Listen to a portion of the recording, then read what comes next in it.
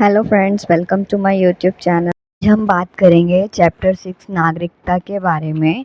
इसमें हम देखेंगे समान अधिकार।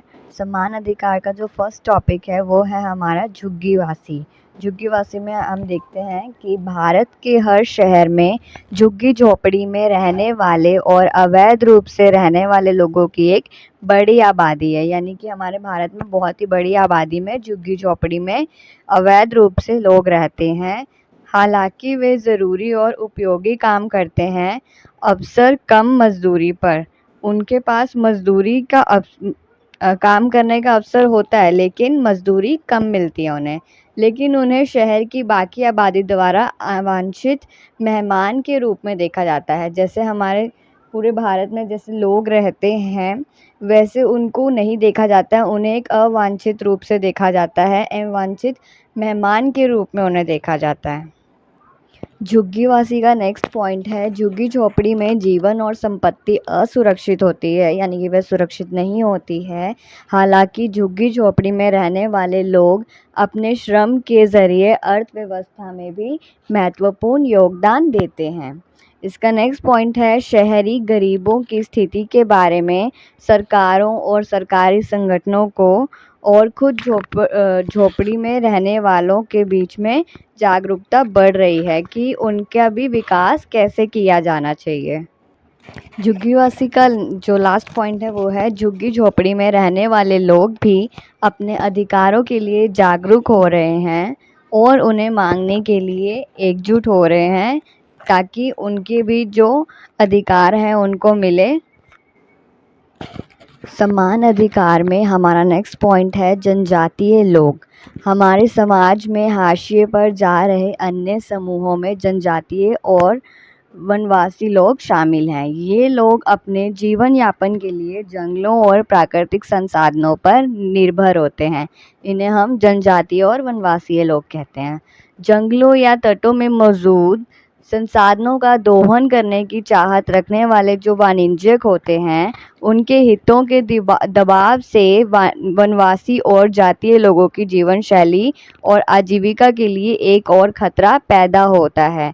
यानी कि जब वो प्रकृति में रहते हैं, प्रकृति यानी कि जंगलों में रहते हैं, तो वहाँ पर जो वाणिज्यिक होते हैं, जो खनिज वगैरह निकालने के लिए काम करते हैं जंगलों में, तो वे क्या करते हैं कि वहाँ पे जो वनवासी रहते हैं या जनजातीय लोग रहते हैं, तो उनको वहाँ से हटा देते हैं और इससे क्या होता है, उनकी जीवन शैली पर खतरा बन जाता है।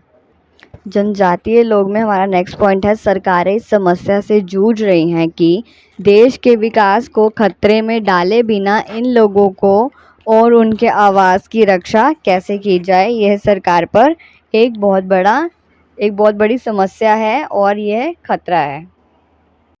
नागरिकता के समान अधिकार में हमारा नेक्स्ट पॉइंट है, जटिल समान अधिकार। सभी नागरिकों के लिए समान अधिकार और अवसर सुनिश्चित करना किसी भी सरकार के लिए आसान काम नहीं होता है।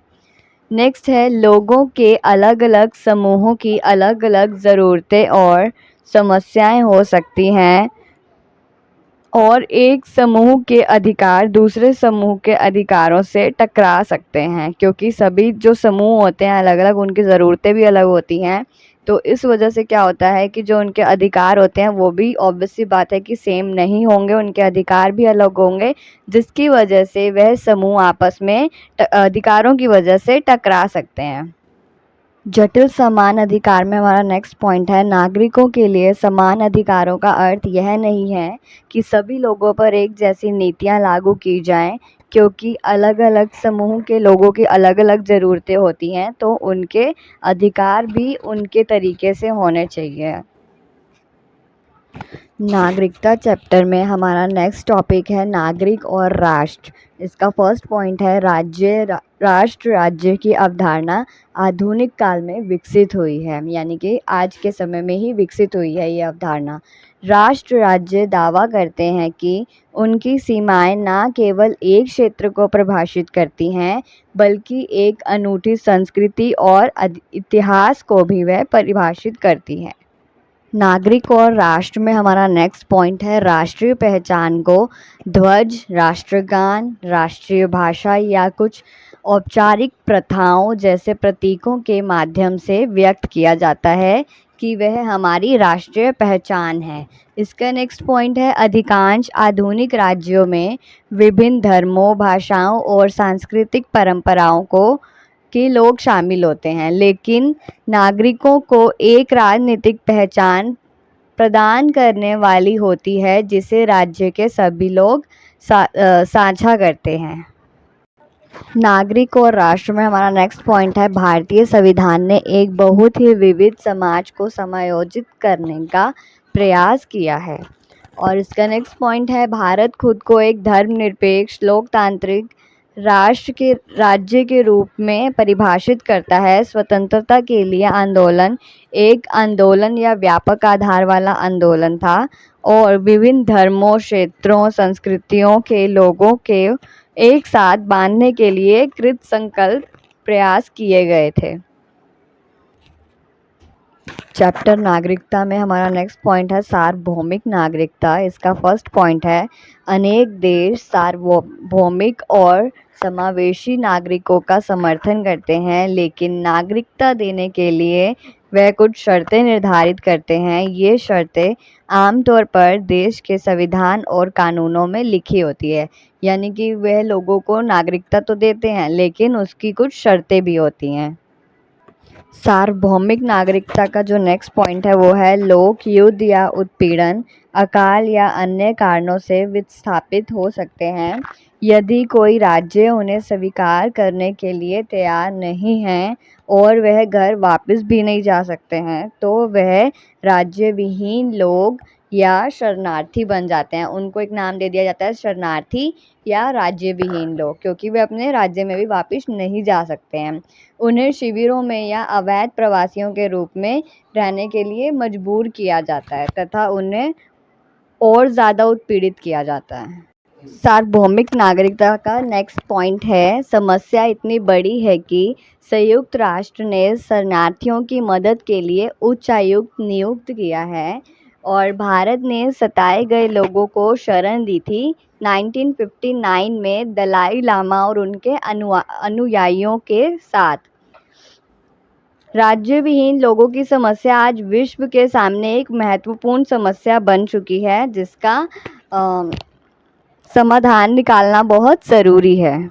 नागरिकता में हमारा नेक्स्ट पॉइंट है विश्व नागरिकता। आज हम एक दूसरे से जुड़ी दुनिया में रहते हैं। इंटरनेट, टेलीविज़न और सेल फोन जैसे संचार के नए माध्यमों ने जीने का नया तरीका सिखा दिया है हम लोगों को। संचार के नए तरीकों ने हमें विश्व में विभिन्न भागों में हो रहे विकास से तत्काल संपर्क में ला दिया है। विश्व में कौन सी जगह क्या विकास हो रहा है आजकल वो हमें फ़ोन के थ्रू, इंटरनेट के थ्रू पता चल जाता है। विश्व नागरिकता में हमारा नेक्स्ट पॉइंट है विश्व नागरिकता के समर्थकों का तर्क है कि हालांकि अभी तक एक विश्व समुदाय और वैश्विक समाज अस्तित्व में नहीं आया है, लेकिन लोग पहले से ही राष्ट्रीय सीमाओं के पार एक दूसरे से जुड़ा हुआ महसूस करते हैं। कभी भी किसी भी एशिया के किसी भी हिस्से में, दुनिया के किसी भी हिस्से में कोई भी आपदा आ जाती है या कुछ भी परेशानी होती है तो वहाँ के पीड़ितों की मदद की जाती है दूसरे देशों के द्वारा। दूसरे देश पीड़ित देशों की हेल्प करते हैं, उनकी सहायता करते हैं। और इसका नेक्स्ट पॉइंट है विश्व नागरिकता की धारणा उन समस्याओं से निपटना आसान बना सकती है जो दुनिया भर में फैली हुई हैं। वीडियो को लाइक करना और चैनल को सब्सक्राइब करना ना भूलें।